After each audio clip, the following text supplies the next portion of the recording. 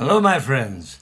This is Rabbi Aharon Dobinsky coming to you today from the holy city of Yerushalayim, Jerusalem, Israel, the most beautiful state of Israel. I'm so glad you could join me today. It's a beautiful day in Israel, as it always is. I want to talk to you about something very important because right now we're getting ready to come into some elections in Israel, in the United States. All places in the world, there are elections going on almost everywhere right now. Not always major elections, but there are elections going on, and elections are very important. It gives us a voice in what the people who govern us do. Sometimes it doesn't seem like it's much of a voice, so sometimes they seem to ignore us. But at least we have the voice. So we can say, who do we prefer? Whose ideas do we have? When you ask any candidate what he would like to do, his ultimate goal is to change the world. I'm going to change the world. I'm going to save the world. The world is a mess and I'm going to save it. Oh gosh, if it were only true. No, the world is kind of a mess right now. Not because Hashem has done anything wrong. We did this to ourselves. We shot ourselves in both feet. What can we expect? So now we have spilt the milk and we have to clean it up. So that's what we're going to try to do. Elections help us, but we have to be realistic in our expectations. And this week's Parsha kind of gives us a guide to how to do that. You see, it says we need to have policemen at our gates and judges. What is this for? In America, that could be policemen at your borders and judges to enforce the laws. Why? Because if you don't have anyone to check, anything can come in. By the way, we're going to talk about this a little bit more towards the end and show you that it's a much broader area than what you can even imagine. But again, we take our leaders, our supposed leaders, our would-be leaders, our I could be your leaders, and we ask, what have they done? Well, if you read the news and you believe any of it, you know they haven't been angels. They have done plenty that's questionable. Things that you and I would never do. Most civilized people would never do. And yet, they put these out as things that are admirable. Things that will change the world for the better. And one of the ones that gets to me, I think it's really funny, and I want you to think about this for a minute. It's so easy to buy into their philosophies and their doomsday premonitions. For example, they've talked about the fact that the polar ice caps are going to melt, and then all the water that rises up from this is going to go on to the land, and the land is going to be made smaller. Maybe.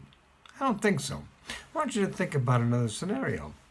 When you go out to a restaurant, a very nice restaurant, the waiter comes around and he fills everybody's glass with ice and water. Well, not here in Israel. Ice is not a big thing here. But in most places, they fill your glass with ice cubes and water. Right? All right.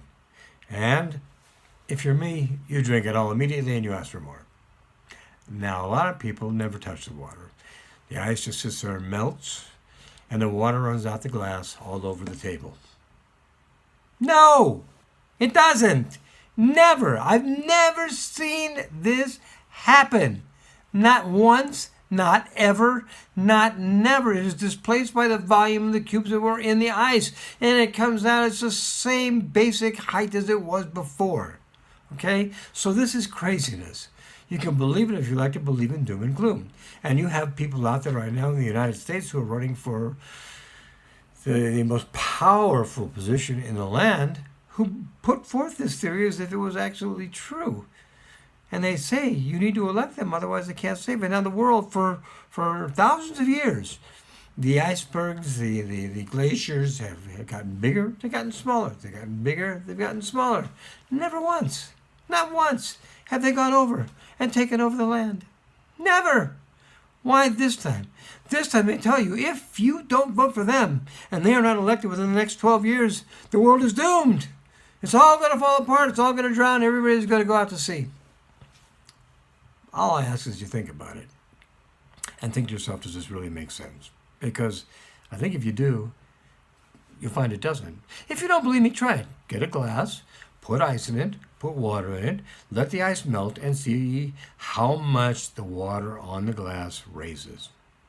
I think you'll see what I'm talking about. Okay, so these are the people who put themselves out to be your leaders. They want to save the world. They want to save the universe. They want to save everything. But what we have to remember is that saving anything starts with one thing. Saving yourself. You see, the Rambam talks about circles of charity. And I bring this up because it's the same thing with regard to saving people. Circles of charity. First circle, you. Second circle, your family, wife, children. Third circle, your extended family. Fourth circle, the friends around your extended family. And then you go to the city, the state, and the nation, and the world. And you're out there. But you did it step by step. You didn't just all of a sudden one day wake up and say, I think I'll just save the world today. You did it madrega by madrega, step by step by step. Because that's how you do things. That's how we learn. We learn step by step how to do the things we do. We learn from our mistakes. If we learn from our mistakes, they're not useless. Mistakes are part of being human. Only Hashem doesn't make mistakes. We make mistakes. But we hold ourselves responsible to the point where we sometimes beat ourselves up for no reason. Hey, we make mistakes. It's a fact. When we make a mistake, we do teshuvah. We say, Hashem, I made a mistake. I'm so sorry. Please forgive me. I'll try to do better in the future. And then, with the last step, which we sometimes forget, we need to do that. Try to do better in the future. This is what makes us better. This is what gives us personal growth. And this personal growth can be used to better our family, our city, our state, our country, and the world. In that order. You don't skip from you to the world. And that's what this week's Parsha talks about, that we don't get into as much as we ought to. Yes, it means literally what it says. Put policemen at your gates or your borders, to keep people from coming in who could do harm to the people who live there. It's necessary. It's important. It's a biblical concept. It goes back thousands of years. People have not evolved so much that we can just say, we don't need this anymore. Because what's put in the Torah was put in the Torah for eternity, not for back then. It was for back then, for 100 years ago, and for now, and for the future. It's the same thing. Put policemen at your gates. And then you have to have judges to enforce the laws. When the policemen stop them, and hit them on the head, or put them in the jail, whatever they do, you need a judiciary system to take care of these people, because you can't just let them go back out into the general populace, in spite of what a lot of people in the United States might think right now. You can't. You can't, because it's just a ticking time bomb waiting to happen. So let's take another look at today's Parsha. Put policemen at your gates and judges at your gates. What are your gates? Your boundaries. That's true. It is absolutely true, because that's what it says, and it means what it says. But there's a deeper level. In Zohar, they talk about this as well. And you have 7 gates of entry and exit into your body from your face. 2 ears, 2 eyes, 2 nostrils, and a mouth. That's 7. Count them again if you don't believe me. You have 7 places where things can come in and go out of your body. And those have to be guarded as scrupulously as your borders. What you listen to, because what you listen to affects who you become. What you see, because what you see also affects what you become. What you smell, that warns you. It could be an early warning system. Smoke, or something that could be something can harm you. So you have to be aware of it.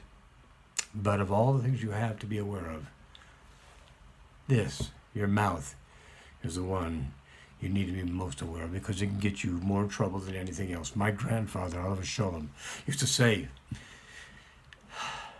you are the master of the unspoken word, but the spoken word is the master of you. In other words, you can't unring a bell. Once you've said it, it's out there. So we have to be very careful what comes out of our mouths. And the things that come out should be things that are, first of all, truth. Is it real? Is it true? Does it mean anything? Will it help a situation, or is it just gonna be mean? We need to be aware of what we say. So we have to guard these 7 boundaries, these 7 borders. We have to guard them very carefully to make sure that they make us into the kind of person we need to be. So if we were one of the people who was running for office, we'd be the right kind of person to be elected. And let's see, as we get ready to get into elections in all these different areas, if those who have claimed to be the saviors of mankind and the saviors of their country actually exhibit that type of behavior. Be very careful, my friends, because they can be fooled. They can fool you.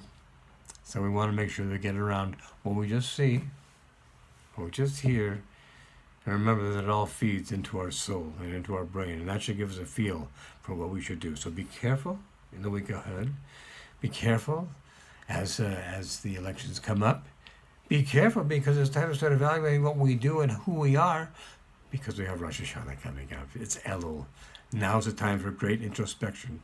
Use those 7 gates, ears, eyes, nose, mouth, to look at all that goes on around us, judge all that goes on around us, and make the right kinds of decisions. Everybody have a great Shabbos, and we'll see you again next week. B'ezrat Hashem. God bless. All the best.